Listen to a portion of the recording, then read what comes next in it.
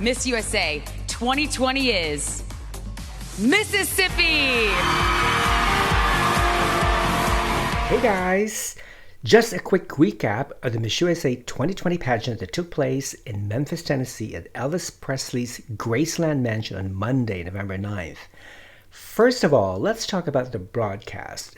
It was shown live via FYI channel, and you're probably wondering what FYI is. You know what? Me too. I've never heard of FYI since I really don't watch a lot of TV, and even if I watch TV, I just watch when I get bored.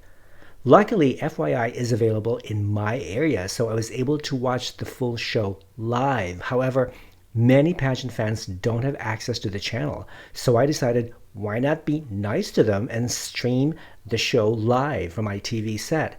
And that's exactly what I did. So I placed my iPhone 8 Plus in front of my TV set and pressed the go live button at least 3 minutes before the show. So to those of you who watched my live stream, you saw at the beginning a wedding scene from an old movie with Will Smith that preceded the pageant.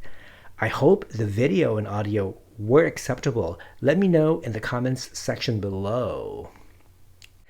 But before I begin my recap, please subscribe to my channel if you haven't done so, and click the bell icon below to get automatic notification for the next video. This year's production was actually not bad at all. I mean, I like that they paid homage to the late king of rock and roll, Elvis Presley, and it was only appropriate since the pageant was held in Elvis's hometown.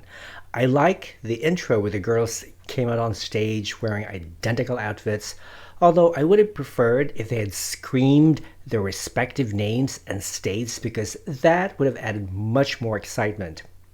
And if you're curious who the choreographer was, his name is Kent Parham, who has choreographed the Miss Tennessee USA pageant for over 20 years. I think Ally LaForce, Miss Teen USA 2005, did a phenomenal job hosting. She looked impeccable from head to toe, and she never looked so beautiful. She's 31 years old now, and she looks younger than some of this year's contestants. I'm not familiar with the other co-host, Akbar Gabaja Biamila, so I had to do some research. I learned that he is the host of the NBC series American Ninja Warrior, which I've never watched, and he also played football for several teams. I thought he was presentable and professional. This is the first time in the history of the pageant the contestants had to wear a mask on stage because of the COVID-19 pandemic, which is fine, but it saddened me to not be able to see their smile and facial expressions, which are big components of facial beauty. I also felt bad that the last two girls standing were not allowed to hold each other's hands and hug each other because of social distancing regulation. Blame the virus for depriving the girls real bonding time through actual physical interaction. Comparing my original top 16 list that I revealed in my previous vlog with the actual top 16 from the finals, I got 10 right. And out of these 10, 4 actually made the top 5: Alabama, Mississippi, Oklahoma, and Idaho. So I was quite happy with my choices. Now, the biggest shocker was the elimination of Miss Texas USA, Taylor Kessler, who seemed to be on everyone's list. This is the second consecutive year that Texas did not place, and the state did not place either in 2016 and 2017. I was also surprised by the elimination of North Carolina and Arkansas, as I thought they had performed very well during the prelims. We would only assume that the girls that we had thought performed well during the prelims probably did not do well during the interviews. Hawaii got lucky when she was chosen the winner of the fan vote, and hometown girl Tennessee also failed to make the cut. Now let's talk about the top 16 swimsuit competition. Generally, all the girls looked fit and had well-toned physique. They wore the swimsuit of their choice. Some wore 2-piece and some wore 1-piece, all accessorized with a printed cape.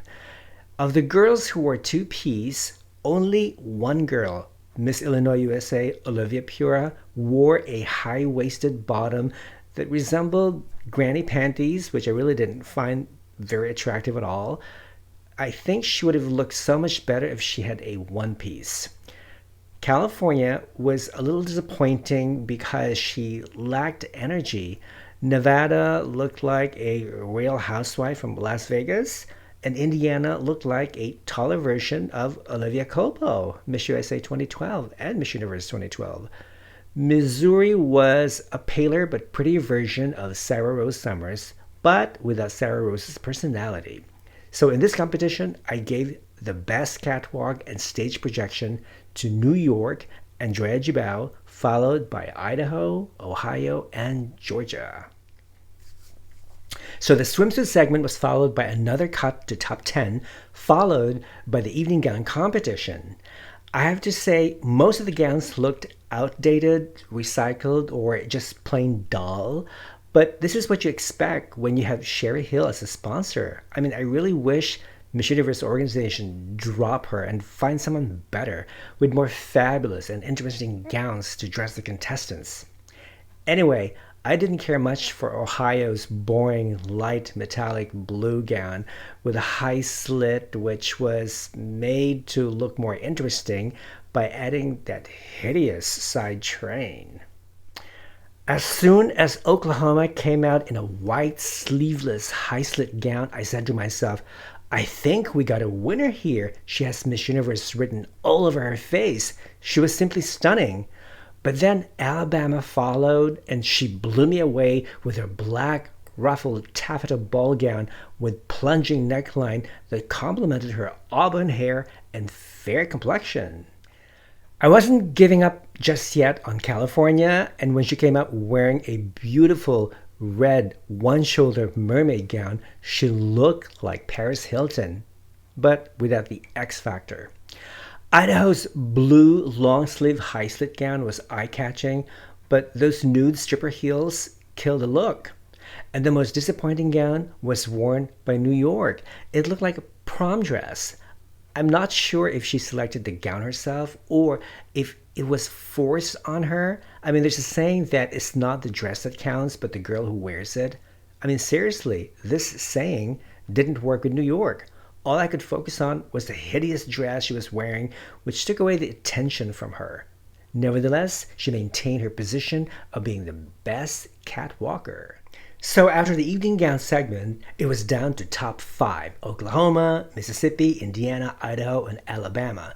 The biggest shocker of the evening was the elimination of New York, as she has been on everyone's list and many pageant experts had bet on her as the winner. Some people are wondering, could it have been the dress that killed her? I guess we will never know. So each of the top 5 finalists then had to compete in the Q&A segment. Now, I heard that the girls had received a list of topics ahead of time from which the questions would be based, and as I had expected, the questions revolved around current political issues in the country. Oklahoma was doing well while responding to her question on voter suppression, but she exceeded her time limit and couldn't finish her thought. Mississippi nailed her answer on gun laws. I mean, she was clear, consistent, and coherent. Indiana was asked about climate change. She was also doing well initially, but kind of stumbled a little in the end. Idaho was asked about mental health reform, for which she gave a satisfactory response. And Alabama was asked about prison reform, for which she gave a satisfactory response as well. Wow, questions about reforms. So outgoing Queen Chesley Chris did her final walk wearing a mask and her Mickey Moto crown and looking fabulous in her bright yellow ruffled dress, supposedly designed by Michael Cinco. A touching moment occurred when Chesley was surprised by video footage of people dear to her heart, like her family and friends who wished her well, virtually. And now the official results. So Alabama was called as 4th runner-up, Indiana was called as 3rd runner-up, Oklahoma was called as 2nd runner-up, Mississippi was called as Miss USA 2020, which left Idaho as 1st runner-up.